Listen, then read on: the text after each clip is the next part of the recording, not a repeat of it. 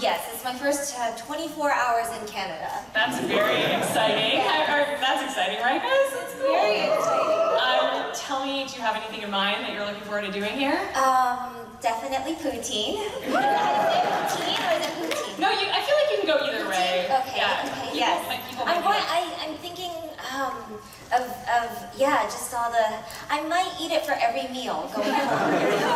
Because it's super healthy, right? It is, yeah. It's like vegetables, like vegetables. It's a diet food. Exactly, Yeah, it makes you lose weight. Canadian secrets. So I want to know, we're actually going to take some audience questions in a minute, so start thinking of stuff you want to ask Charlotte. But first, I wanted to ask about your origin story. Tell me a little bit about how you got into voice acting. Okay, so I have been an actor for about 11 years, and originally I wanted to, I've always wanted to be an actor on television and in film, but it's kind of interesting. There's sometimes, entertainment gets a little bit of a bad rap. It's kind of like, oh, you want to be an entertainer, what is, do something prestigious with yourself. And it's like, oh, and I think in some way I was influenced by family members and others to kind of pursue something that was, not entertainment. So for a while I was actually trying to become a news anchor. Completely different, like the news, like reporter, right? But I've been doing impersonations of people since I was like yay high. I was like 2 or 3 years old, like impersonating my family members and my friends, and so I knew deep down inside that wasn't sort of the path for me. But I ended up working for a company called Fox, which, not Fox News. I don't know if you guys know what's going on in our country right now. I'm sure you do. But, we're so sorry. Oh, thank you. I'm sorry too. So it's not, it's a company, but it's just like it's not Fox News, just want to put that out there. But I did work for a Fox, the broadcasting network, and in San Diego, and realized during college, like this isn't really what I wanted to do. I've always wanted to be an actor, and I really, really should just pursue my dreams. And so after graduation, I ended up signing with a manager, and 3 months into, they kind of give you this thing in Hollywood where it's like 3 months into it, you should book your first job by then. I know, it's a lot of pressure, but it's kind of like BS because, like who can do that, But then on last week, I took it seriously, so the last week of the 3rd month, I ended up booking a guest star on Cold Case, which is a show on CBS, which is another network. It's so funny, like sidebar, I always assume everybody, because we all speak English, that like we all have the same like cultural background, but it's kind of not the same. Yeah. Like I said to somebody, I'm sure you're in here, but I was like, oh, so you're going to college? And he's like, university. And like, oh, you're going to university? No, college. Like, there's so many different nuances about things. And somebody said, spell my name with a Z. Zed? Zed? Yeah. Yes. Zed. And I was like, excuse me? That's a big one. So it's Z-E-D. He's like, no, just Zed. And I was like, oh, Zed. I'm learning so much, and it's been really awesome. All the different nuances. But so I worked for another network, CBS, and was on a guest star for that. And then since then, it's been history. When it comes to voice acting, though, because I was like on the Disney Channel and doing all these other things, I probably started only like 3.5 years ago. Yeah, about 3 years ago. 8 years into my career, because it's actually a lot harder to become a voice actor than it is to be a television actor. Really? Yes, and I'll explain why. I don't know what it is, but I think because it's such a niche sort of industry when it comes to voice acting, oftentimes it's kind of like when you're in, but when you're not, and you need to kind of get in to get in. It's like, it's really weird, whereas like television and film and commercials, you kind of have this like bigger lottery chance to kind of get into the industry, but gaming and voiceover in general is kind of like a little club. And once you're in, you're really in, but it just takes a lot of work, and so I had a hard time even finding a good representative, a good agent for voiceover, whereas I was able to get like a television and film rep like immediately into, you know, getting into Hollywood. So that was really interesting, but I did sign with somebody and then left them and then ended up going with another agent who sent me out for, because I'm sure a lot of you guys are Overwatch fans, that little indie game that we're trying to promote here. And like two guys made it in their basement. That's what I heard. Exactly.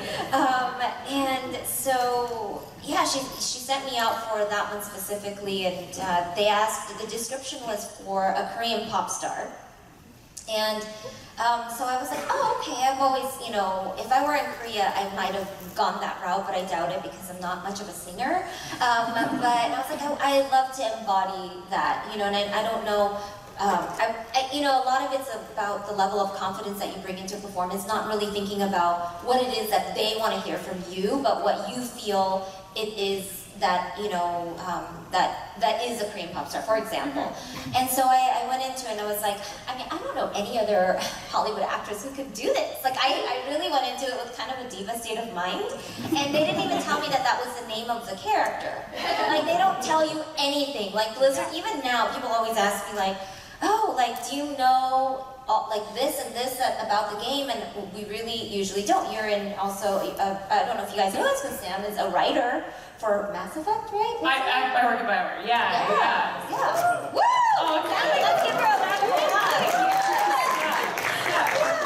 But yeah, they don't, you can't talk about anything. Can't talk about anything, so even if I do know, I can't say it, but very, I mean, seldom do I even know about, like, I don't, you know, with everything that happened with D.Va, like in the last couple of weeks, like, I found out when you guys found out, you know. The only time I know is when, like, a new skin is coming out sometimes, because I get to say the lines and stuff before, so it's like, Happy Halloween! It's like, oh, I wonder what that one's about. You know, like, I mean, two and two together, right? So those are some of the things that I do get to know ahead of time. But that said, I went and I ended up going to the callback for it, and I was up against a couple other girls, and then it was like a long process. It was like 3 months of like different auditions and stuff like that. And they called me one day and said, you are D.Va from in this game called Overwatch. And then I was like, oh, well, cool, what's that? And so, yeah, and then a lot of times a lot of people ask me like, oh, you know, how did you know that it was going to be as successful as it was? And I think nobody, even on the Blizzard team, knew that it was going to be, you know, a great game, essentially, especially because it came from literally like scraps, you know, of Titan and being able to, and so I think in a lot of ways it has Overwatch in general has a very redemption-based theme, where even something that seemed like such a failure, because I was speaking to other people about it before, you know, it really started to pop, and people were like, well, you know, it's the leftovers from another game, so like, how great could it be? And then it came out, and I was like, say that again? What did I just say? So, very, very proud to be a part of it. I love the diversity of all of it, and it's essentially changed my life because, you know, there are people who've known me for some of my television work, but at the end of the day, D.Va definitely changed my life, and that's the story. That's the story of D.Va and Overwatch. That's amazing. Yeah.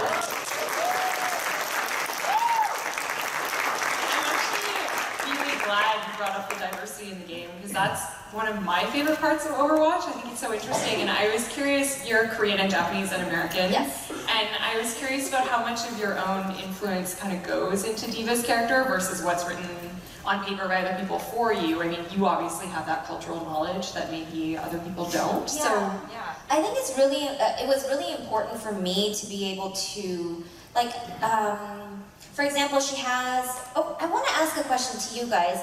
How many of you guys have watched a panel like on YouTube or something that I've done before? Oh, okay, so some of this might be, that's like a third of you maybe, like that, some of this might be a little repetitive, but, so I'll try to kind of condense the story, but she has a, you know, for example, she has a bit of an accent, and it's because she's not American, she's actually Korean, but they need the voice to be in English, and so I wanted to make sure to do an accent that wasn't going to be insulting, you know, to like the Koreans, and kind of just making her sound, for lack of a better word, I don't know if you guys are familiar with the word like fobby, you know, where it's like, what is she saying? And like, but at the same time, I didn't want her to sound like super, I don't know if you guys, do you guys have like a Koreatown here? A K-town? Okay, so there's a certain way like people in K-town in LA speak, and I didn't want her to sound like that either, whereas it's like a Korean American accent. Right. And so those things I did definitely take into account. I wanted to make sure that she sounded authentic, but also, you know, have fun with her, to be, to make her sound really cute. I know some people like to use her to like spam people and everything like that, and everything. Some people think it's annoying, but that's their problem, not yours. Yeah, I think the thing that I really took into consideration was making sure that she was, that I was pronouncing the Korean words correctly, actually. Right. That was a concern for me, because I'm fluent and literate in both languages, but I wanted to make sure that, like, you know, even the small, like cadence differences and stuff sometimes can be really detectable if you aren't careful. So I did take all of that into account. And in terms of her personality, they just basically wanted me to make her whatever it is that I wanted to make her. So whatever you see in her is a part of me too. That's really cool. Yeah. I like really respect them for that. Oh yeah, they're great.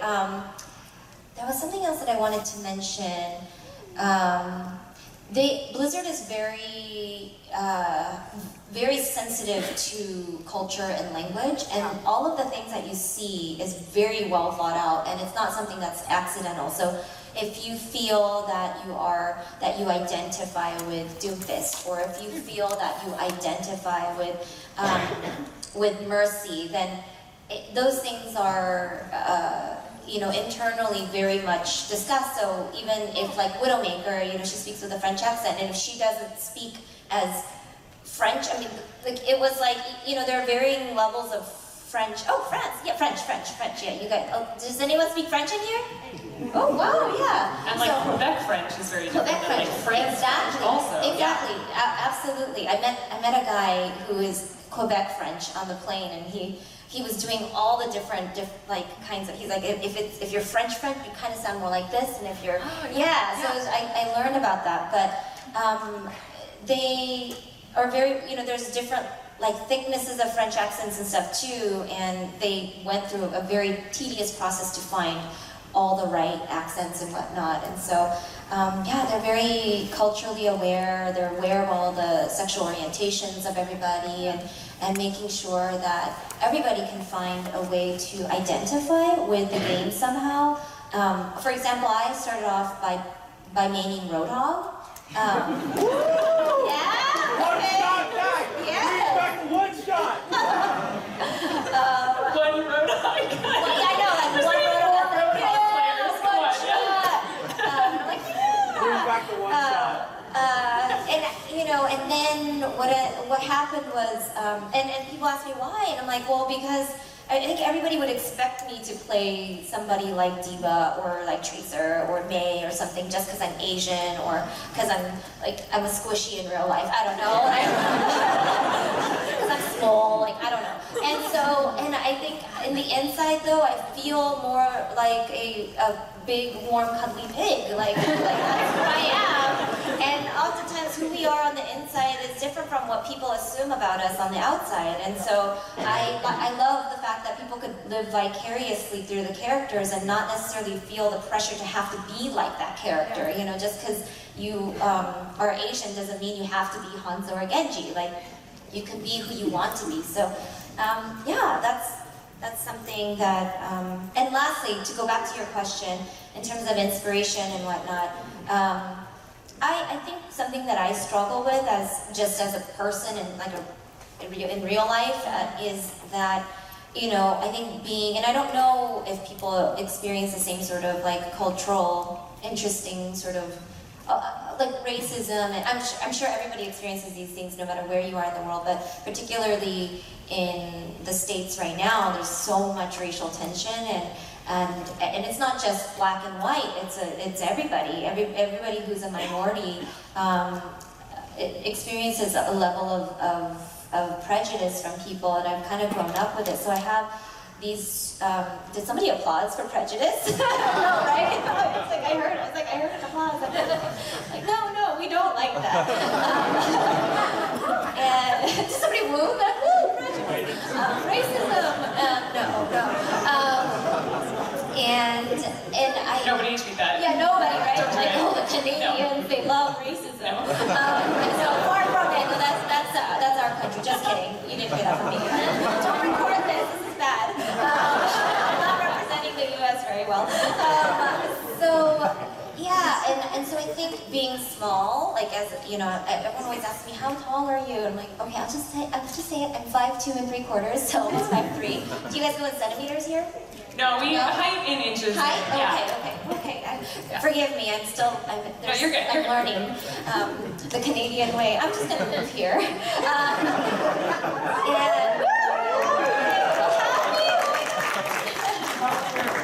Charlotte, you've already said sorry like a million times, so you're already. Okay. I have. So there's that, and being Asian, being a woman, looking and sounding young. So those are sort of like the things that I kind of struggle with in terms of the way I feel people are perceiving me. And one thing that I really stressed about how I thought about D.Va was the fact that she is a strong person and is a relied upon tank and has a cool history. I hope we get to see more of that history very soon. The rest of the magic. And so, anyway, I didn't say that. I know. No, wait, hang on. I put this on. Do you put things on family? Like, I put this on my own life, I should say. I have not been called for a cinematic, so. I feel like we all want to see that, though, right? Like, yes. I'm sure it'll make us all cry. I kind of had a heart attack right now. I'm not tweeting that right now. We have like underage kids in here. But anyway, yeah. So, and I just wanted to make sure that she embodied somebody who was strong and confident, regardless of the fact that she was cute, regardless of the fact that she, sounds young and is the youngest on the team. So, all of that is very much taken into consideration on both ends, on the cast end as well as the Blizzard team. One more quick question before we go to the audience. Yes. Do you have a favorite D.Va skin? Oh yeah, I like Teguki, which is the summer skin. Yeah. I've always liked that one because I just like how it's like sleek and it's like white, pristine, and it's very and it's representative of her country of origin. Yeah. So that's the one that I like. But I get another question all the time. People are like, oh, what would you want to what kind of skins would you want to make? And I always say two. There's one which is I would want like her to be in like a Little Red Riding Hood skin, where she will be Little Red Riding Hood, so she'll have like a red cape, and then her mech would be a big wolf. So that would be something that I would really like. And then I know I've been seeing lately people wanting like a Cinderella one, where they want like her to be Cinderella and like the mech to be a pumpkin. That's like, girl, like pumpkins? That is not my mech. No. I'm not gonna make my mech into a pumpkin. And like Big Bad Wolf, right? Like that's but like a pumpkin, like no. And then maybe possibly this is like so basic, but the very first one, BlizzCon that I went, or the last year's BlizzCon I went to, somebody asked me this, and the one that came to to the top of my head was having her be in like a Santa outfit that's like not too sexy but just enough, and having her mech be a reindeer. It's like a very chubby reindeer. No, a very fit reindeer. Like very muscly. Yeah. I actually find that more upsetting. Oh, really? Yeah, like muscly reindeer. No. We do want to take audience audience questions. We don't actually have a mic or a mic runner, so just throw up your hand, I'll pick you, and just stand up and shout to the rafters, Roadhog over here for sure. Okay, so I would say something like, can you ask Jeff for Roadhog's one-shot back? But that's not my actual question. It's relating to D.Va being used as sort of a cultural icon relating to the woman gamer movement and how recently there's been sort of a first woman gamer into esports, which is the Zarya main, Kim Gray. I can't pronounce her name, so don't be mad at me, please, anyone, for saying her name wrong. Kim Gigori? Gigori, someone said that. So, who is one, apparent, and some people also say that she apparently cheated when playing Zarya, but there's video and actual footage. But anyways, my question is, what is your opinion on D.Va using sort of a women's movement for trying to bring women into esports? Yeah, I love this question because an interesting story is everyone always asks me like, oh, have you ever gone online and actually like spoken to other people like through the mic and whatnot? And I did it once and it was kind of a nightmare actually. I did it and I got super harassed because they're like, my friend who plays One Punch Man, I was playing with him and he was like, guys, by the way, you're online with D.Va. And then he turns to me like, Charlotte, say something. And I was like, Gigi! I'm like, oh, okay, whatever. And he's like, no, I'm serious, it's D.Va. Charlotte, say something. And I'm like, I play to win! And then they're like, yeah, whatever. And so like, at first they didn't even believe me, but once they started believing me, it just got a little weird. They're like, oh, okay, cool, all right, whatever. But it was fine, but when he didn't tell anybody that, like the team that I was playing with, that it was me, I guess, I mean, I feel like there are a lot of Devos or Hivas out there, but I've seen a lot of Mercies being harassed online because the assumption is that it's a girl, because like if you're a healer, sometimes, you know, historically it seems like there are more people who play like Lucio and stuff like that, which is fine because I love Johnny Cruz. Not in that way. I will not answer any questions about ships. But he is a very, very good friend of mine. But yeah, when it comes to female game, I was shocked because some of the vulgarity that came out from like just being online and having no idea that I was actually, like they were playing with D.Va, it was really disappointing because I was like, damn, like that's what people go through? Like this is really awful. Like some of the shiz that gets said and it's so like, it's just so dirty, you know? And so I actually, and my friends who were actually in like there are other voice actors who are in Final Fantasy and all these other guys who were like, dude, we're so sorry, like, and this is the worst we've ever heard it. And it's because they always play with a team of guys, so they don't know how hard it is when it, you know, how challenging it is to be a female gamer.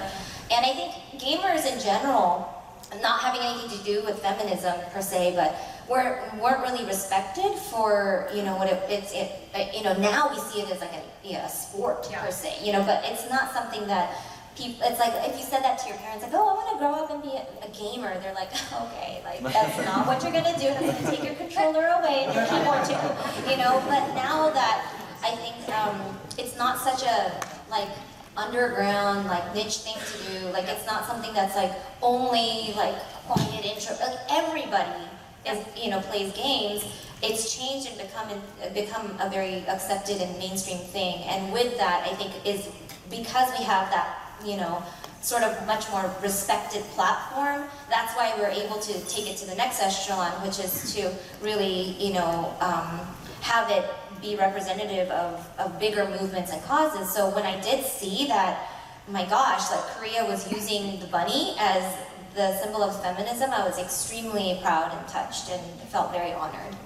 Yeah. Thank you. You really went above and beyond that. That was a great question. Yeah, I just want to say too, for future questions, look, we're just going to leave it to questions for today, and if you guys need hugs or autographs or anything, you are going to be signing all weekend, is that correct? All weekend. So you can catch her there. So we'll just limit it to questions today. You must be happy about the fan response to Overwatch, though. Like, yes, very much so. I think that we all work really hard. I'm going to be very honest. I think this is sort of maybe I'm biased, but I think this is the first game that like the voice artists, like the actors really got just as invested in the characters in the games. I mean, I know that there are other great games out there and other great actors, but we really came together and we chose to become a family, and it has become very organic, and we all love each other. And they're like the veterans, like Fred Tatasciore, who plays Daddy 76, and I say this because that's the one non-romantic, of course, ship that I really ship, like I really support, because I had a really hard childhood growing up, very, very difficult. I had a not so great relationship with my own father. So when I see that people who are going through hard times really enjoy, like, not living vicariously, but seeing even fictional and, like, you know, video game lore seeping into their life in a positive way, because there's an example out there of a father-daughter relationship, which is not very common in video games in general, that really like warms my heart. And so, a funny story, Fred, my very first adult video game was Call of Duty Zombies. Yeah. I just love that game. I just like, when I'm like having a bad day, I'm just like, kill the zombies! And that ray gun, like, I don't know if you guys know what I'm talking about, but I love it.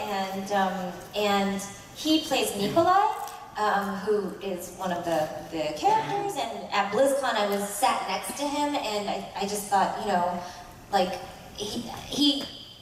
he looked intimidating, for lack of a better word, Fred did, so I was like, oh, how nice could he be, like, you know, but exceeded my expectations. Like, he was just such a kind, fatherly figure to me. Like, I was super nervous. It was like 2,000 people, my very first panel ever, and I was like, like shaking like a leaf. And he would check in and say like, hey, like, are you doing okay? Like, that's great. Like, get off my lawn. Just kidding. He was just checking in all the time and complimenting me and saying, you know, that I'm doing a great job in expressing myself and not to be nervous. And because of that, we have a great working relationship. And I didn't even know about the ship until after BlizzCon. So I was like, wow, that's like art imitating life and vice versa. So yeah, so what was the question again? I'm just happy about the fan response. Oh yeah, very much so. And I'm all about like the gremlin and all that stuff. Like, it's all good, you know? I love it. Yeah. Awesome. Well, I think we gotta go D.Va in the back here. Hi. You look great. What's up? It's you, Go, right? Yeah. So, like, D.Va, she basically became, you know, a breakout character of the game. Like, and she's not only, like, a badass female game character, but she's, like, a badass female game character herself. Like, who's a gamer herself. Yes. So, going forward, like, how can you see sort of her influence on, like, the gamer community compared to, like, past female protagonists, like, say, Samus Aran, Lara Croft, that kind of thing? That's a deep question. I think it's great that we not only have to your point, we not only have a strong female protagonist in the game, but she is also a gamer, and like a real gamer. Like, all my favorite images of D.Va are the ones where she's like eating Cheetos, and like, you know what I mean? Like the grandma to your point, like. It's Doritos. It's Doritos, yeah, sorry, that's my bad. Like, you never see that. I think that's pretty amazing. How do you feel about that? I mean, and I was about to talk about the gremlin D.Va. Sorry, I didn't mean to correct you. Sorry. No, hey, sorry. That's on me. But yeah, I think that what I like is that there's a side of her that's like very playful as a gamer, and she's like in like a tank top and like underwear and like eating like junk food, stuffing her face, and being like savage online. You know, like, I love that. I love the fact that you know, she's an expert StarCraft player, and I love the fact that she, as a female gamer, is Korean even, especially because Koreans right now are kind of on top of their game, so to speak. Get it? That was so cheesy. I love cheese. Okay. Anyway, so yeah, in that sense, I do think that she is a positive influence in the community, and you know, to your point about just females and female characters in games, I grew up like in the Street Fighter 2 era, and so and I always wanted to be like the one with the white, like the white uniform, not the challenger. And because for some reason I always felt like I lose more with the challenger. But I felt like really pressured to play Chun-Li, for example.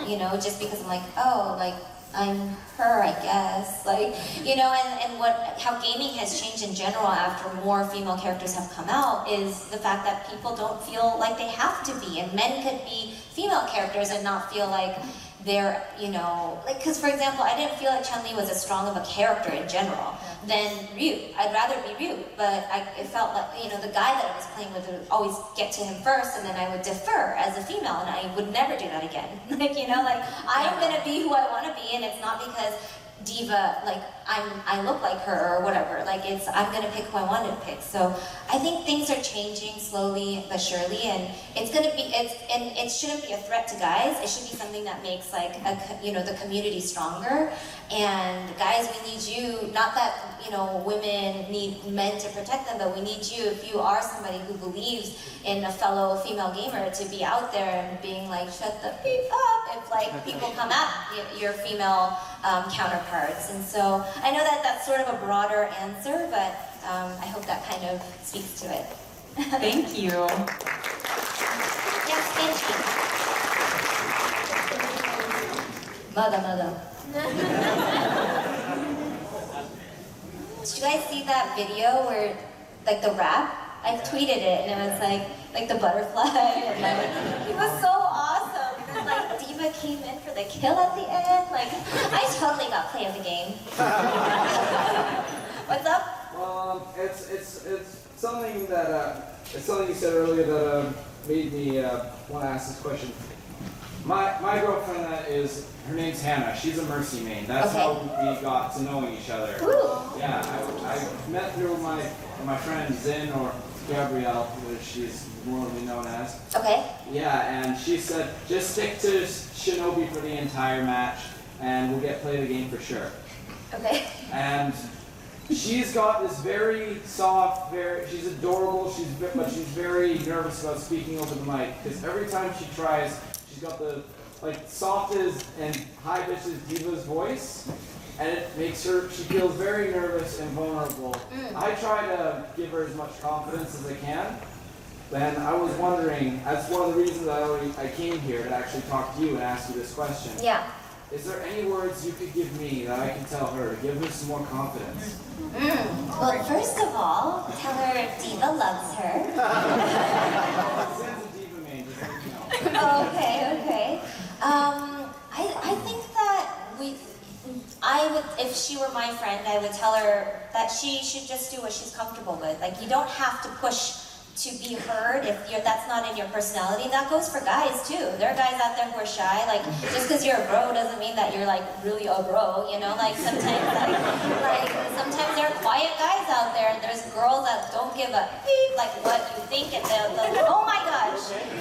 We're okay. We need healing.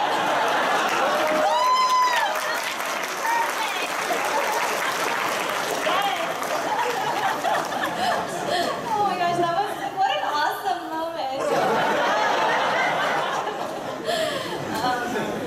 Yeah, so really, I always tell people, whether it's in gaming or just in life, just be yourself and challenge yourself to go, beyond your comfort zone when you can.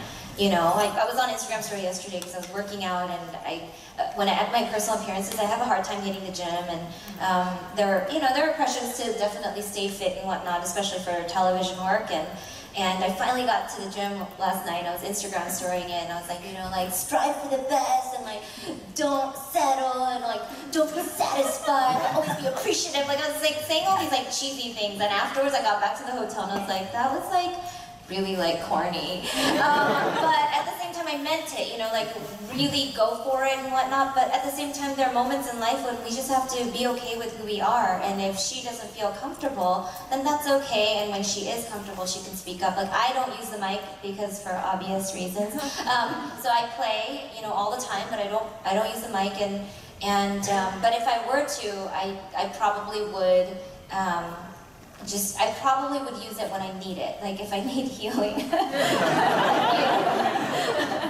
So even though I'm a pretty extroverted vocal person, I probably myself wouldn't be much of a screamer on the mic. I would probably just use it as need be. Yeah, she is. The one thing is every time she like says, "Well, we need another defense person. Yeah. We don't need 5 Genjis on point or something." Back in that time, we all know the before time. Yeah.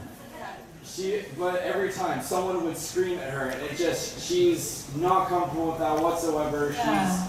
She's just so fragile. She's like a baby rabbit. She's the first person I talk to every time I start up the game. The first person I want to see whenever I wake up in the morning. I love that that's your like So sweet. story. I really hope those words give her some good inspiration. She seems very wonderful. Thank you so much. My life. Oh, I love that.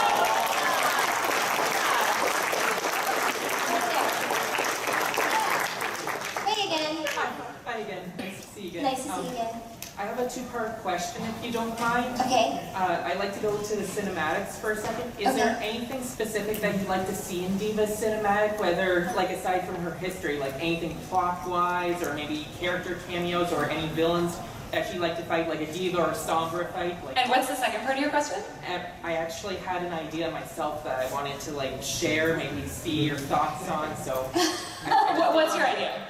Okay, well, I read in D.Va's backstory that she likes to live stream some of her missions, so I thought it'd be cool if like the whole cinematic kind of felt like a whole live stream, like there's a chat on the Oh, side, I love and that. maybe like some donations and whatnot, but like series, like where she's like saving lives and whatnot. I love that. Yeah, what would you do for a cinematic? That's so good. I've talked to Kaplan about this before, so I feel like I can say it because it's not going to happen now that I've requested it. He's like, I will take note, and the note is no. No, he's very, very nice. He's very nice. The first part was... What would you do for a cinematic? Like if you could make Oh. Yeah, a like, D.Va cinematic. yeah, like anything plot-wise, or maybe anyone. Oh yeah, like, we're talking about a fight with Sombra. I hope that there isn't too much conflict. I don't like conflict in real life that much. And so then if I were to see that, like I feel like in real life I'd have to play that up, and like Carolina and I would end up becoming like enemies or something. Just kidding, we'll control that. And no, so. Lots of boyfriends, many boyfriends would be great. Not polygamous, but friends, just friends that are boys. Lots of cute boys, you know, like Genji's butt and like not Lucio's butt. We're trying to get him a butt right now. It's been hard. No pun intended. Okay, what I asked of Jeff, which is completely not going to happen because this is more my story, is, you know, one of the purposes in my life that I try to sort of lend my positivity to is the fact that I'm from dueling countries. Like, it's hard to say dueling, but like and Lucy, for example, is German and Jewish. And so we have sort of this historical thing in common. Very different history with Japan and Korea, but Japan had, you know, been, I want to choose my words carefully, but was, you know, imperialized Korea for a moment there, with very different intentions from the Nazis, you know, but we have that in common. We're like the same age, we have the same sort of outlook on life, and we bond really well, Lucy and I, who plays Marcy. And so it's kind of ironic, isn't it? Because a lot of, you know, every team needs a D.Va and a Mercy, right? And so we're very good friends, and one of the things that I would want to see D.Va be is somebody who is a bridge for reconciliation. So whatever that is going to look like in cinematic, you know, whether it's relationally or whether it's, you know, between like good versus evil, you know, the more of somebody who wants to use her strength to fight when she needs to, but also to to build a bridge and be a beacon of light to people. So I don't know what that's gonna look like, and I was like, it'd be really quick, because she's in Hanamura and stuff like that, and I'm like, it would be really great if she can I don't know, befriend the Japanese and become best friends with Genji or something. And just okay, completely irrelevant. These are all thought bubbles that I pretend that he has, but But in the story, Genji and D.Va played at the same Hanamura arcade, so it is entirely possible that they could be best friends. That's true. There you go. There you go. Go back to him. Yeah, I mean, there's a little bit of that, Heroes of the Storm, and so, in the little short thing that we did, and so, I don't think it's entire. I'm not saying that that's exactly, because Hanzo could be her friend too, it's not exactly what I'm saying should happen, but something that exudes positivity and also, kick-ass strength. That's awesome. Yeah. You're also really passionate about protecting animals and stopping animal cruelty, is that right? Yeah, I wasn't into animals at all before. That sounds really weird. I got a dog. His name is Joffrey. Not spelled like Game of Thrones. Joffrey is a little different. Geoffrey, not Jof. But I do love. It's King of Thrones. Game of Thrones. He. Not Joffrey, but King Cersei is my spirit animal. I'm not King. Queen Cersei is my spirit animal. Oh my god. I know that most people are House Targaryen, but I am House Lannister. Please don't leave the room. Same though. Oh really? Yeah. Oh my gosh, yes. Yes. Let's talk. That's awesome. I am an older child in my real life, and so I really identify with some of the tough decisions that Cersei had to make. She's just divine. And so, why did I mention this? Were you talking about animals? It doesn't really matter. Yeah, so I have a dog named Joffrey.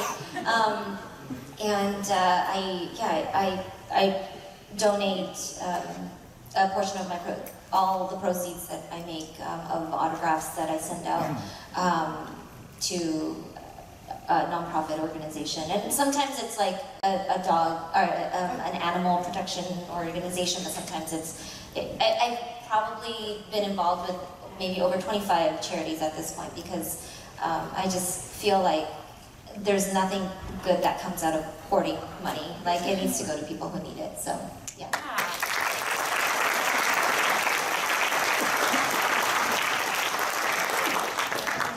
So that I can make sure. We're still doing okay. Yeah, we got about 15, 17 more minutes. Yeah, how do you feel about the season 5 dive meta that they put with D.Va and Winston? Yeah, there's so many changes, right, you guys?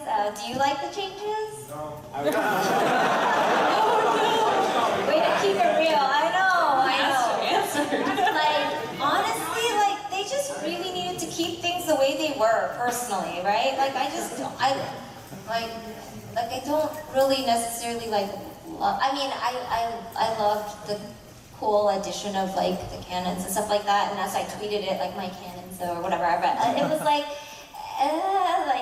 how about we just kick up the defense matrix and get things the way they used to be, and don't touch mercy, and it's interesting because there are so many changes that happen within the PTR, and I'm always praying to the Blizzard gods, or I'm a god person, I shouldn't say that, but yeah, you know what I mean, the Blizzard gods, please, don't let this be a permanent change, and so we'll see how things go, and hopefully some of those changes that happen with any and all of the characters won't be permanent. I feel like Blizzard is great at listening to fans too. Oh, totally, So, especially with the reporting and stuff like that, it's finally happening, and it's great. Yeah, It's really great. Very thankful.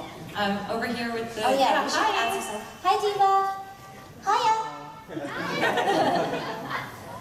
So I wanted to ask mostly about, I know that D.Va's a very playful, cute character, Yeah. but she also has some very serious moments. For example, on Icon Vault, she can say that voice line where the destruction here caused by the Omnics, it reminds me of home. And having to basically survive an entire war on her country, and also fighting this robot constantly, as well as she's technically serving in the military as a soldier still. So I just wanted what your take was as D.Va, not the gremlin, but the soldier side of her.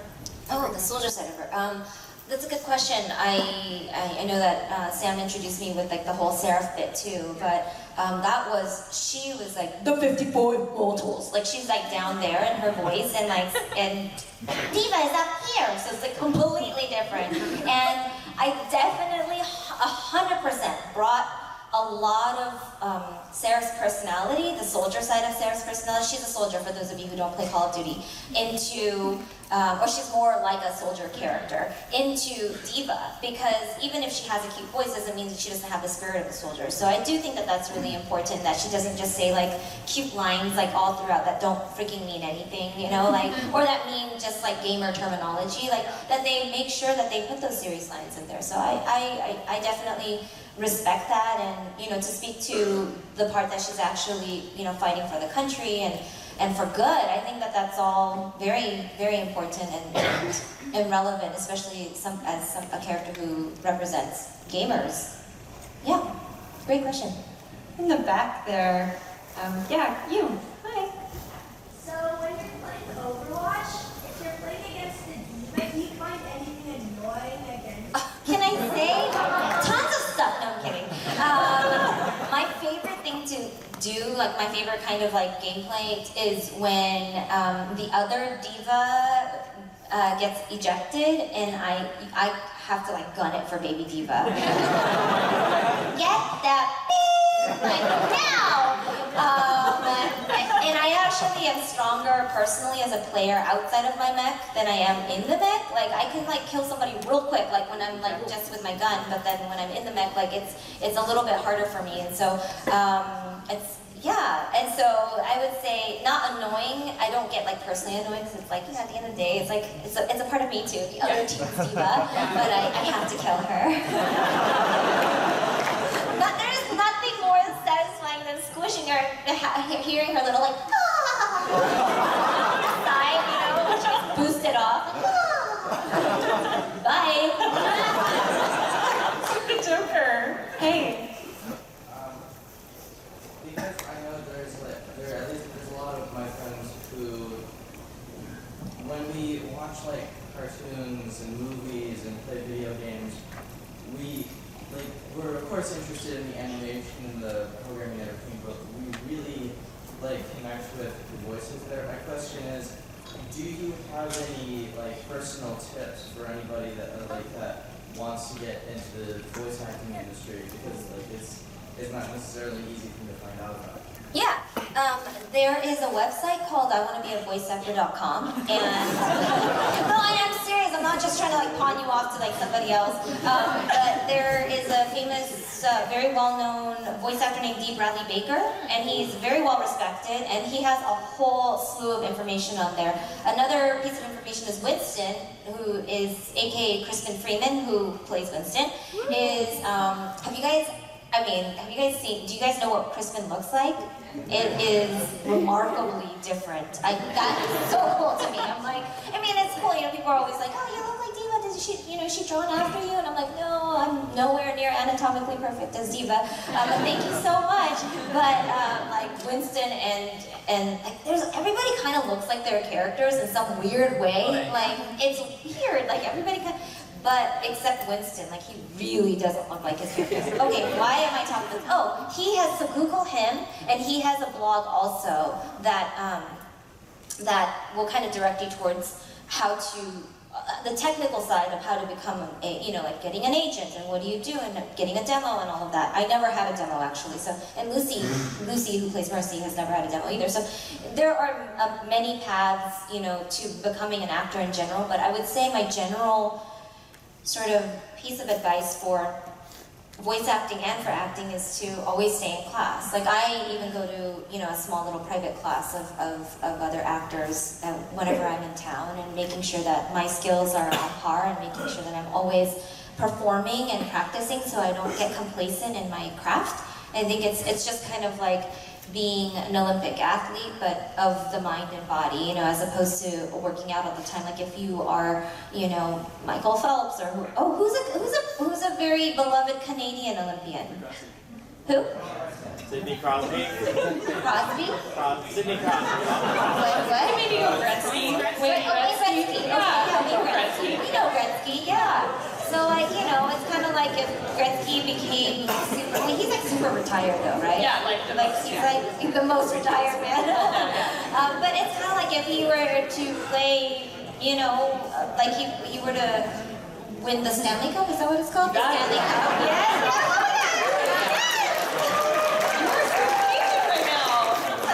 It's like if he won that and then all of a sudden he stopped practicing and just showed up at games. Like that's kind of how it is with video games too. You can't stop playing because not only because it's fun, but also because like you'll lose your skills. And so I get like kind of like that when I'm doing like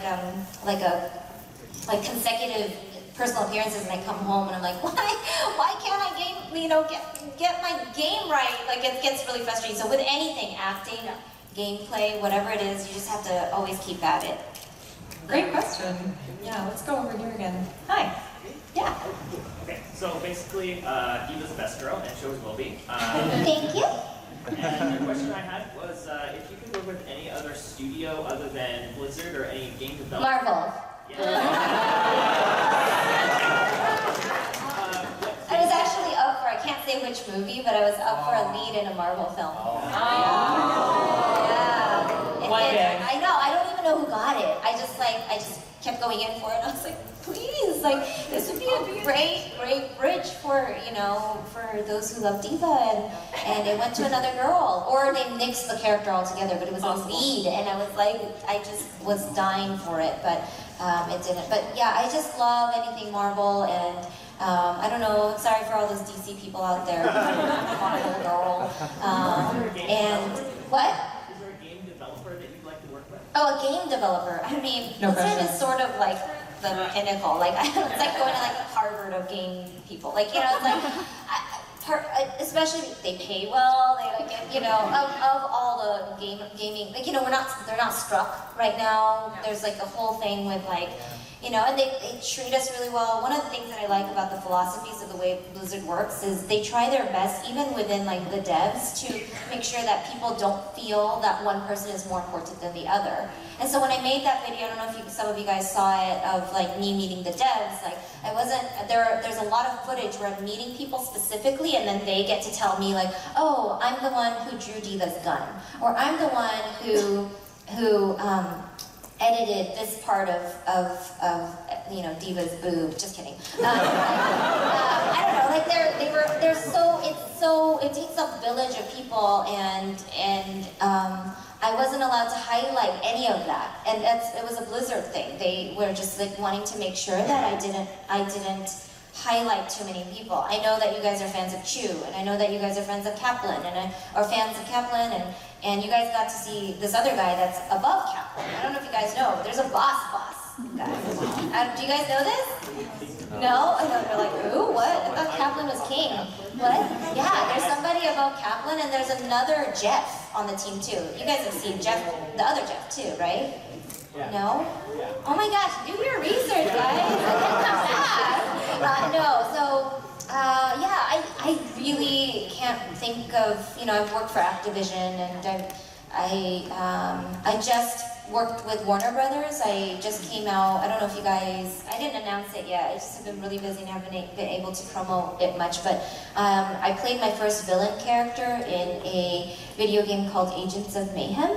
It's like the second installation of Saints Row, and I play a character named Aisha, who is like, she's like a video game, like sort of holographic character, who's like, who has like 4 different, like, she wears the same outfit in 4 different colors, and she is basically like D.Va on drugs. She says like a whole bunch of bad words, and like it's kind of a very much rated R game, but you know, so I've worked with a lot of different big companies, and I'm working with Sony right now on a pretty big project, and so far, like, I really love my home at Blizzard, so, yeah.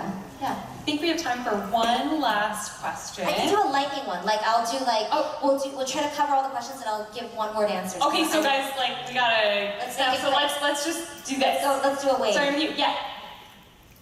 Can you say that Nabil is awesome? The what? Nabil is awesome. Oh, I don't do. Catch her at her table later, though, for sure. Okay, red shirt. Hey. Hey, any chance we might be able to go back to Blizzard and convince them to put on a Canadian in Overwatch? Oh my gosh, yes!